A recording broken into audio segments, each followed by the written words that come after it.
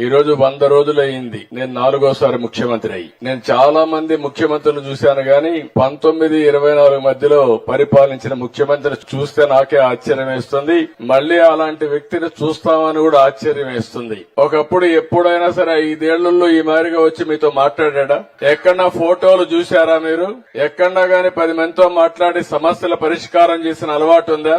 ముఖ్యమంత్రి వస్తున్నాడంటే నాకే ఆశ్చర్యం వేసేది. ముందు పరదాలు కట్టేసేవాళ్లు. అక్కడి నుంచి ఆయన ఆకాశంలో తిరిగినా హెలికాప్టర్ లో వచ్చినా కిందన చెట్లన్నీ నరికేసేవాళ్లు. అంతేకాకుండా ఒక కర్ఫ్యూ వాతావరణం పెట్టేవాళ్లు. బలవంతంగా డాక్రా సంఘాలందరినీ లాక్కొచ్చేవాళ్లు. ఇష్టం ఉన్నా లేకపోయినా మీరు రావాలి, రాకపోతే రేషన్ కట్టు, పెన్షన్ కట్, నీళ్లు కూడా కట్ అన్నమాట. బలవంతంగా మొబిలైజ్ చేసేవాళ్లు. నేను టీవీలో చూసేవాడిని. మీరు ఇంటికి పోవాలి, సాయంత్రం అయితే పాలు పిండే పరిస్థితి వస్తుంది, పితికే పరిస్థితి వస్తుంది, వంట చేయాలి. మీరు పోవాలంటే పోనీయకుండా చుట్టూరు కందగాసు వేసేవాళ్లు. నాకైతే అవన్నీ చూస్తే ఆశ్చర్యం వేస్తుంది.